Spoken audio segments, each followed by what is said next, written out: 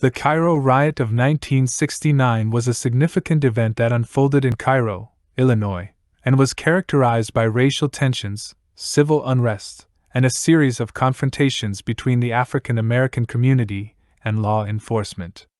The riot highlighted long-standing racial inequalities and economic disparities in the city. Cairo, Illinois, had a history of racial segregation and discrimination, with African Americans facing systemic inequalities in housing, education, and employment.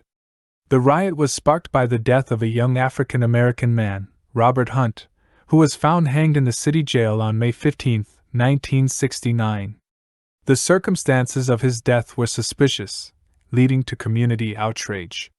The African American community, fueled by anger over Hunt's death and broader racial injustices, began protesting and demanding justice.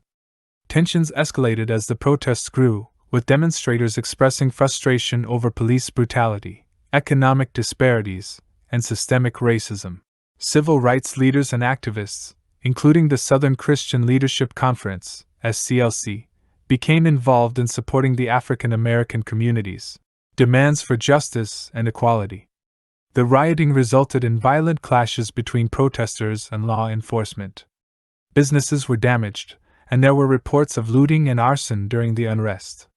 In response to the escalating situation, Illinois Governor Richard Ogilvie deployed the Illinois National Guard to Cairo to restore order and maintain peace. The Cairo riot brought attention to the deeply rooted racial tensions and economic disparities in the city. The incident underscored the need for addressing systemic racism, police accountability, and economic inequality. While the immediate tensions subsided with the deployment of the National Guard, the Cairo riot left a lasting impact on the community.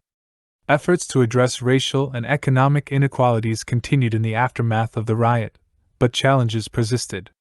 The Cairo riot of 1969 serves as a reminder of the broader struggle for civil rights and the ongoing fight against racial injustice.